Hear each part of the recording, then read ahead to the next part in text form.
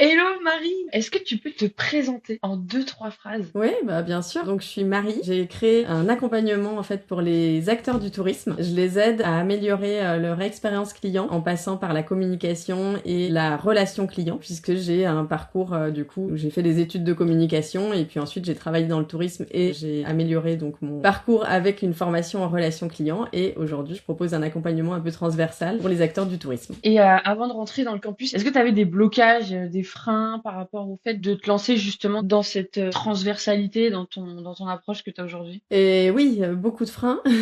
Bah déjà de pas trop savoir par où commencer, de pas trop savoir comment me faire connaître en fait, parce que du coup avoir l'idée c'est cool, mais ensuite de là à contacter les bonnes personnes, choisir à qui on s'adresse, parce que les acteurs du tourisme c'est large en fait. Il y a à la fois les Hmm. professionnels et à la fois les particuliers qui ont aussi des hébergements, donc ça c'était un peu flou et de savoir par où commencer parce que souvent c'est ça qui est le plus difficile. C'est quoi exactement ton plus gros frein du coup par rapport à cette cible quand tu t'es lancé en indépendant? Eh bien, en fait, justement, le fait d'avoir de l'expérience et surtout Hmm. localement dans ma région, je crois que c'était ça mon plus grand frein parce qu'en fait, j'avais surtout peur de me planter, de me griller, d'aller voir des personnes et dire que je savais faire quelque chose et en fait derrière pas forcément réussir à faire ce que je disais que je savais faire. Ouais, à concrétiser ce que tu disais pouvoir faire. Oui, c'est ça, parce qu'en fait, du coup, j'ai une expérience dans le tourisme, mais qui était plutôt terrain. Et là, j'arrive en fait avec l'envie d'accompagner sur la communication, l'expérience client. C'est des choses sur lesquelles je suis formée. J'ai Ouais. voilà une expérience qui est très théorique. Et puis j'ai un petit peu d'expérience terrain aussi, puisque dans mon précédent emploi où je suis restée 9 ans, j'ai aussi fait de la communication, j'ai aussi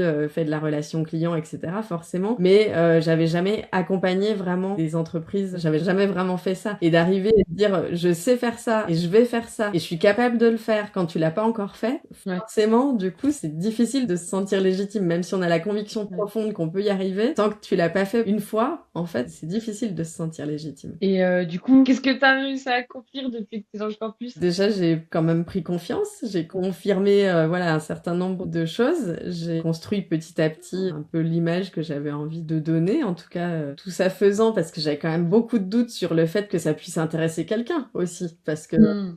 là aussi on se dit bah je construis plein de choses, je sais ce que j'ai envie d'offrir mais est-ce que réellement il y a quelqu'un qui est intéressé pour signer en fait, pour accepter Ouais. cette mission-là quoi, pour te confier cette mission-là et donc bah l'accomplissement c'est quand même la signature de cette fameuse mission qui est pas une petite mission, qui est une grosse mission. Et qui te prouve que tu sais le faire, en fait. Ouais, c'est ça que du coup quelqu'un peut me faire confiance pour le faire. Donc ça Mm. c'est génial et puis là ça fait 2 semaines déjà que j'ai commencé à travailler dessus et bah forcément ça me donne encore plus confiance, ça me booste encore plus parce que ça y est, je suis dedans, je le fais. Donc voilà.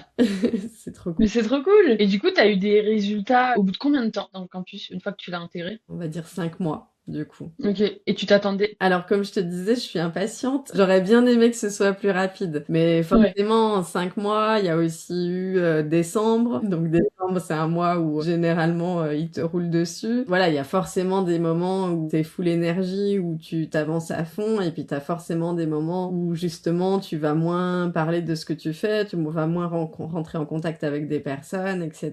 Donc, je pense que c'est juste un délai qui est normal. En tout cas, pour moi, ce que j'avais à proposer, qui est aussi quand même quelque chose d'un peu atypique, enfin, qui est pas forcément très connu. Et là aussi, c'est vrai, quand t'as des activités qui sont connues de tout le monde, où les personnes vont venir te chercher pour ce que tu fais, ça peut être plus simple et plus court. Là, c'est plutôt, voilà, moi qui ai besoin d'aller expliquer ce que je fais, ce que je propose. Et donc, forcément, c'est un peu plus long pour avoir du résultat. C'est normal. Tu disais, c'est une super mission, c'est une grosse mission sur laquelle tu es actuellement. Est-ce que tu aurais des chiffres à nous partager? Là, la mission que j'ai, du coup, ils ont signé pour une mission à 3 000 € hors taxe. À la base, j'avais 3 offres. En fait, la première qui était à 700 €, la deuxième offre à 1 200 et la troisième à 2 000. En fait, ils m'avaient quand même confirmé que ça les intéressait, mais elle m'avait dit, bon, peut-être l'offre 1 ou l'offre 2. Donc, je me suis dit, bon, bah, ok, une offre à 700 €. Je sais pas si ça me permettra de vraiment continuer à me lancer, mais en tout cas, c'est mieux que rien. Et du coup, elle m'a demandé si je pouvais lui faire une autre prestation que ce qui était prévu dans mon offre. Et là, je leur ai fait une proposition, donc avec une offre encore plus élevée finalement que ce que j'avais... Enfin, en leur proposant soit voilà d'ajouter la prestation qu'ils me demandaient à l'offre 1 ou à l'offre 2 ou à l'offre 3. Ouais. Et finalement, ils ont pris le package complet, quoi. Yes. Ouais, je m'y attendais C'est pas. incroyable. Ouais, et c'est que la première. En une mission, en 3 mois d'efforts, même 2 mois et demi, disons, d'efforts cumulés, t'as rentré le campus. Carrément. Et est-ce que tu te rappelles des grandes étapes par lesquelles tu as dû passer pour justement atteindre tes premiers résultats? Je me souviens pas forcément de grandes étapes, c'est surtout de la clarification. Je pense c'était Hmm. surtout de savoir exactement où j'allais, ce que je proposais, parce que j'avais plein d'envies, plein d'idées. Encore aujourd'hui, hein, c'est le plus difficile de se canaliser et de pas partir dans tous les sens et de rester focus sur voilà une chose. Donc les grandes étapes, ça a forcément été des choses très voilà, créer mon site internet, commencer à me lancer sur Instagram, commencer à parler de moi, de ce que je faisais, mais c'est plutôt que de parler de grandes étapes, je parlerais vraiment d'un chemin de clarification qui permet de savoir où tu vas et comment tu peux accompagner les gens, quoi, du coup, sur Hmm. qu'est-ce que tu peux leur proposer pour les accompagner. Et est-ce que il y a des choses que tu aurais, je sais pas moi, jamais osé faire avant de rentrer dans le campus? Dans la manière déjà de présenter les choses, forcément, je pense que je l'aurais fait de manière un peu moins construite. L'accompagnement dans le campus, ça permet quand même d'avoir une méthode qui me semblait, voilà, je savais vraiment pas comment faire pour contacter les gens, comment faire pour leur parler de ce que je faisais, donc ça permet vraiment d'avoir une méthode. J'en aurais parlé, je serais allée voir des gens, mais en fait, le campus, ça te booste, ça va le faire encore plus que tu Hmm. l'aurais déjà fait naturellement. C'est constamment, on est poussé à toujours en parler encore plus parce que plus tu vas en parler à des gens, plus tu vas semer de graines, plus les gens vont se rappeler de toi aussi et c'est Hmm. la quantité qui fait qu'au bout d'un moment ça marche aussi. Est-ce que le fait d'avoir été poussé, d'avoir été boosté, d'avoir été encouragé par le campus, ça t'a en quelque sorte aidé à faire ton premier pas plus vite, plus fort? Oui, plus fort, je pense. Et puis à pas me décourager, parce que il y a des moments où on est un peu découragé. Autant je suis quelqu'un qui suis très dans l'action, qui suis très positive, où je me dis ça va marcher, je vais y arriver, mais je suis aussi quelqu'un de très impatiente. Donc du coup, quand ça marche pas tout de suite, bah,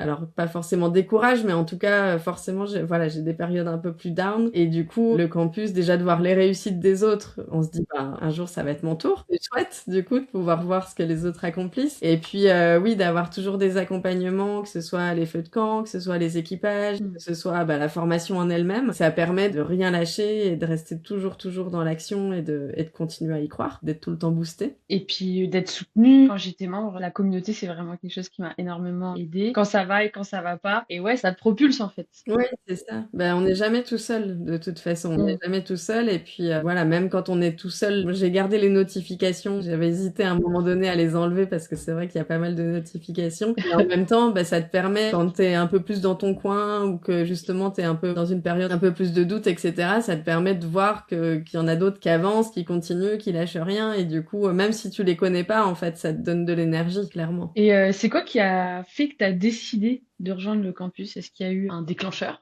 particulier? Alors pour moi, ça a été super rapide parce que j'ai découvert Clem et Mumu vraiment par hasard.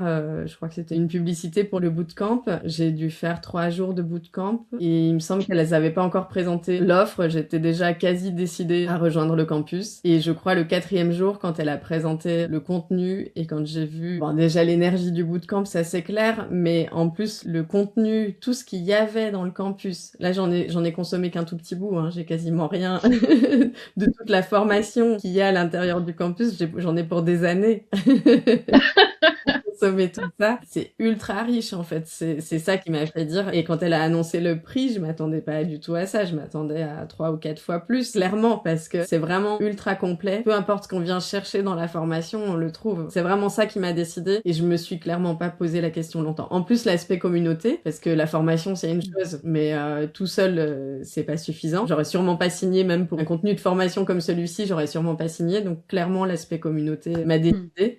Mais voilà, dans ce bootcamp, quand tu voyais le feu et le contenu, tu te dis, je peux que y aller, quoi. Je me suis toujours demandé comment Clem, elle faisait pour tenir sur la durée, parce que justement, au 4e jour, j'en pouvais plus. J'avais déjà signé au 4e jour. Ouais, sachant que le bootcamp, c'est vraiment un échantillon du campus. Est-ce que tu avais hésité? Non, j'ai vraiment pas hésité, pas une seconde. Pourtant, j'envoie hein, des formations et non, franchement, dès le départ, même le bootcamp en fait, parce que je me suis déjà inscrite à des événements comme ça ou à des formations où je vais pas au bout parce que d'autres choses à faire, d'autres choses à penser. Mais là, je sais pas, il y a un truc qui a accroché où je me suis dit bon, il faut que j'y sois, il faut que je sois à l'heure, même si les filles étaient pas couchées, j'ai essayé de les coucher le plus tôt possible. Parfois, j'arrivais un petit peu en retard, mais il fallait que je sois là. Et je sais pas, il y a un truc qui m'a attirée, je saurais pas dire quoi. Ça, c'était pour le bootcamp. Et ensuite, pour la décision, non, j'ai pas hésité une seconde parce que, comme je te dis, quand j'ai vu l'énergie de Clem et la richesse du contenu, j'ai pas hésité une seconde. Trop cool. Et toi, tu as aussi participé à une immersion. Oui. Qu'est-ce que tu en as pensé? Alors l'immersion, bah déjà c'était super sympa de pouvoir rencontrer des membres du campus, de pouvoir rencontrer Clem et Mumu, forcément. Mhm. Du coup, c'était un chouette moment, c'était un vrai moment de partage. Quand j'ai décidé de le faire, en fait, j'avais dit à Clem que c'était vraiment quelque chose que j'avais jamais fait, mais que avant que ce soit proposé avec le campus, c'est des moments que j'avais envie de vivre, en fait, de partager avec d'autres. Ces temps vraiment longs ensemble.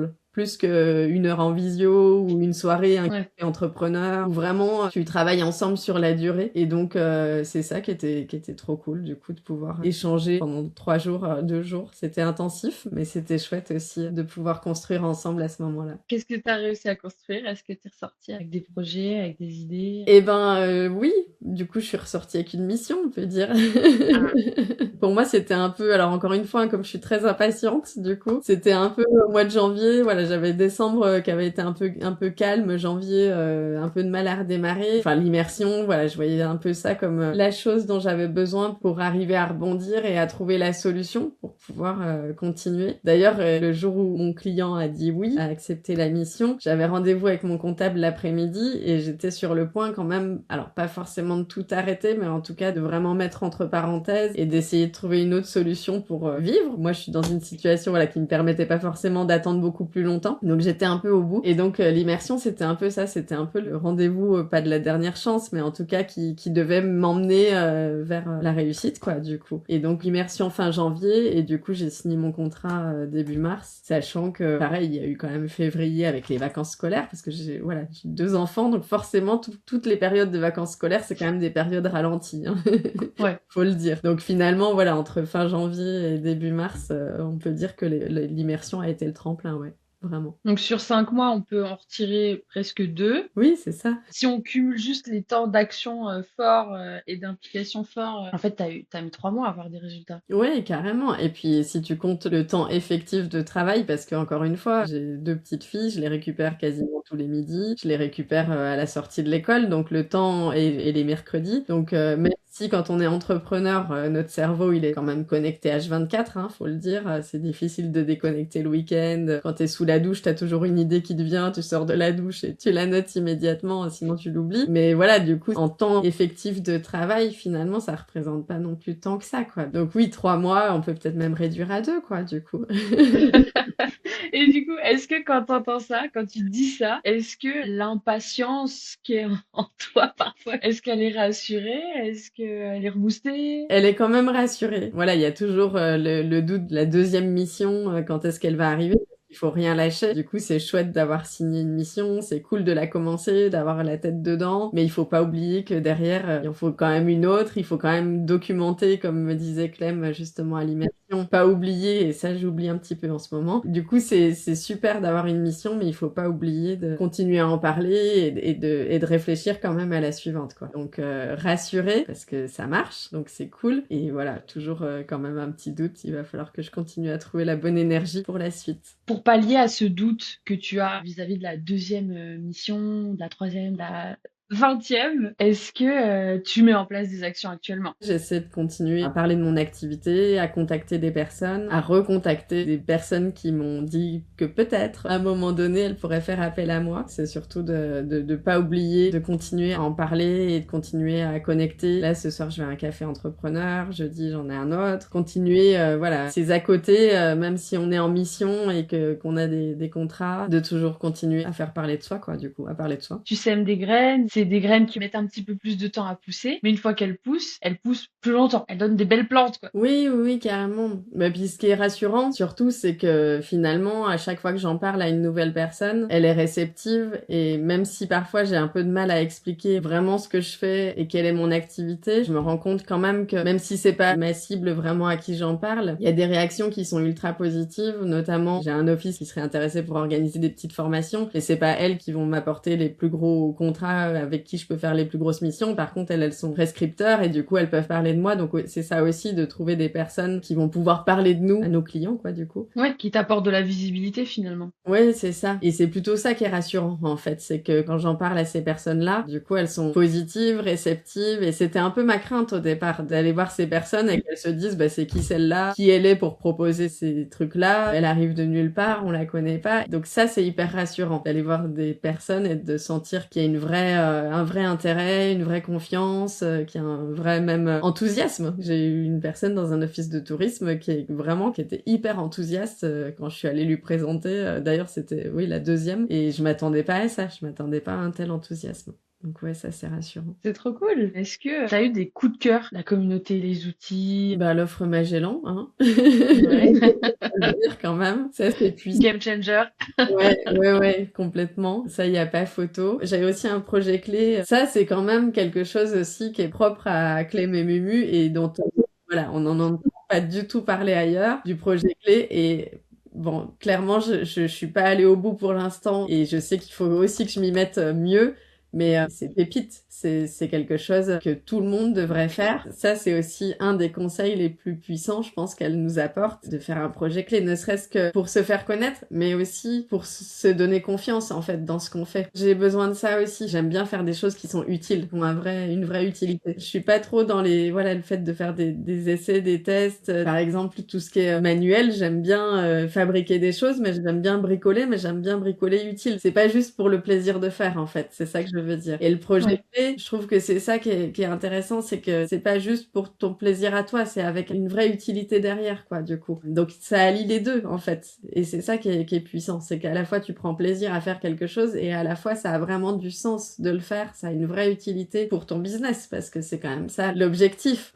Mais voilà, du coup, t'arrives à vraiment associer les deux. Et les personnes qui ont un peu de difficulté à voir le côté que business, parce que c'est difficile aussi, hein, quand t'es passionné, de penser que chiffres, ouais, business et contrat, émission, ça peut être difficile. Donc je trouve que là, ça associe vraiment bien les deux d'une manière sympa, naturelle. Je pense que les projets clés, c'est vraiment un truc puissant. J'en ai déjà parlé autour de moi d'ailleurs. À d'autres entrepreneurs, mais oui, et il faut que je me remette dessus. Moi, je trouve que c'est un outil ultra puissant. Effectivement, je suis complètement d'accord avec toi. Parce qu'il y a des résultats assez dingues qui peuvent en sortir finalement. Et puis pour les personnes qui aiment pas vendre et qui ont vraiment une réticence avec ce truc-là, et ce qui est compréhensible aussi, hein, parce que vendre, c'est pas le plus agréable et c'est pas le plus facile. Donc clairement, ouais, le projet clé, ça peut, si c'est bien pensé et bien fait, ça peut vendre pour toi. Et puis après, tout, franchement, les feux de camp, j'ai déjà dit, j'adore l'esprit. Au prochain feu de camp, faut vraiment que j'aille allumer mon feu et que je sorte mes chamallows, parce que c'est la première chose qu'on a faite sur notre terrain, en fait. C'est de creuser un trou et de mettre des pierres pour faire une place de feu, pour faire des soirées avec les enfants. Donc, j'ai mon vrai petit feu de camp qui est allumé ici. Donc, ça m'a bien sûr parlé, forcément, les feux de camp. Et les équipages aussi. Alors, c'est trop court, par contre, 1 heure, pour moi, c'est toujours trop court. 1/4 d'heure par personne, c'est vraiment court, quoi, du coup.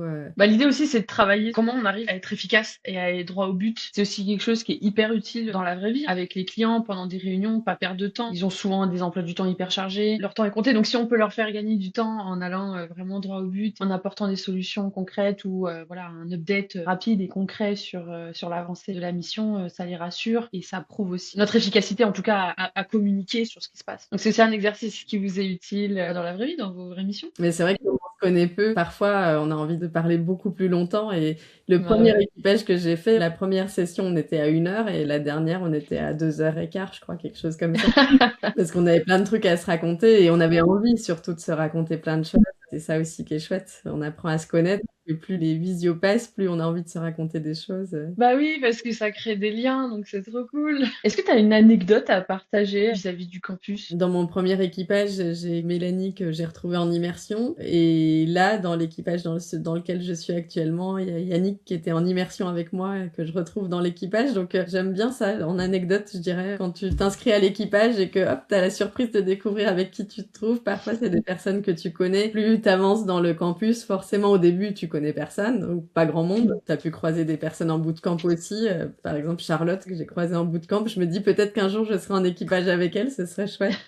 Mais voilà, c'est un peu C'est la surprise, donc je trouve que c'est plutôt ça. Et même les feux de camp d'ailleurs, c'est cool aussi, avoir la surprise de avec qui tu te retrouves. Et parfois, tu recroises des personnes que tu as déjà croisées. Donc je trouve ça sympa. Tu peux connecter avec des personnes, mais parfois tu vas reconnecter avec elles au hasard de l'avancée dans le campus, quoi, du coup. Est-ce qu'il y a un endroit où on peut suivre tes aventures? Oui, alors sur Instagram, je suis présente aujourd'hui sous un compte qui s'appelle le Labo du tourisme. Je suis en pleine réflexion pour le faire évoluer parce que j'ai choisi de l'appeler comme ça et je voudrais que ça devienne un vrai laboratoire justement d'expérimentation et pas juste un endroit où j'explique ce que je fais. Ouais. Avoir un compte Instagram juste pour parler de ce que tu fais, aujourd'hui ça marche plus quoi. Sur Instagram, c'est bien quand tu arrives à créer un vrai lieu de partage en fait. Bah, c'est ça, à te démarquer. Et le projet clé, c'est un des meilleurs moyens de se démarquer. Ouais, c'est ça. Merci beaucoup, Marie, pour cette conversation. C'était trop bien. Bah, merci à J'ai toi, adoré. c'est cool.